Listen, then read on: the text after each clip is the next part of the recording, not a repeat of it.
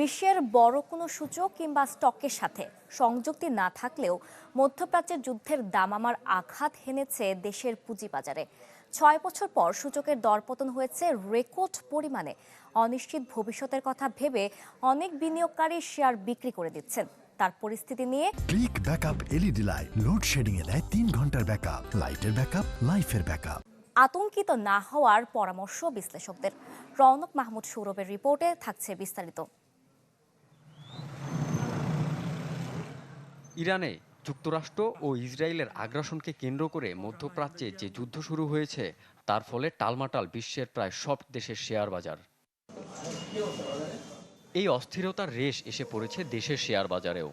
6 বছরের মধ্যে সর্বোচ্চ দরপতন হয়েছে মঙ্গলবার। এর আগে 2020 সালে মার্চে করোনা মহামারীর সময় দেশের পুঁজিবাজারে সূচক নামে 279 পয়েন্টে। যুদ্ধ শুরুর খবরে গত রোববার বড় পতন হলেও সোমবার ঘুরে দাঁড়ানোর লক্ষণ ছিল দেশের শেয়ার বাজারে। তবে মঙ্গলবার লেনদেন শুরু হতেই শেয়ার বিক্রির চাপ বাড়ে। লেনদেনে থাকা 351টি কোম্পানির মধ্যে 314টি শেয়ার দর হারায়।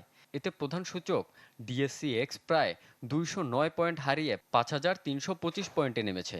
আতঙ্কে শেয়ার বিক্রি বৃদ্ধির কারণে লেনদেন কমেছে বলে জানান বিভিন্ন ব্রোকার হাউজের কর্মকর্তারা। আরামকোর তেল প্রোডাকশন বন্ধ করে দিছে, এদিকে কাতার গ্যাস প্রোডাকশন বন্ধ করে দিছে। সো এই যে বন্ধ করার ফলে যে ইম্প্যাক্টটা বাজারে হচ্ছে, প্রত্যেকটা দেশেই হচ্ছে, সেইটার কারণে পুঁজিবাজার একটা রিয়াকশন দিল। পুঁজিবাজার সংশ্লিষ্টরা বলছেন, যৌথ হামলায় মধ্যপ্রাচ্যে উত্তেজনা ছড়িয়ে পড়ায় বৈশ্বিক বাজারে এক অনিশ্চয়তা তৈরি হয়েছে, যার প্রভাব পড়ে দেশের পুঁজিবাজারে।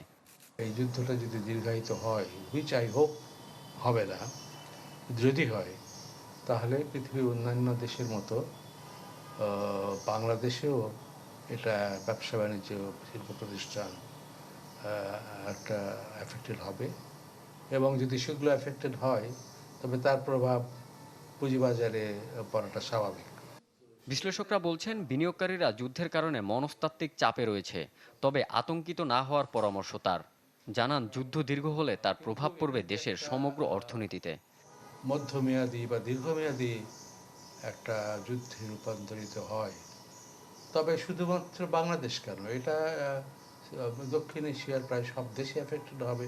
রওনক মাহমুদ সৌরভ, চ্যানেল 24, ঢাকা।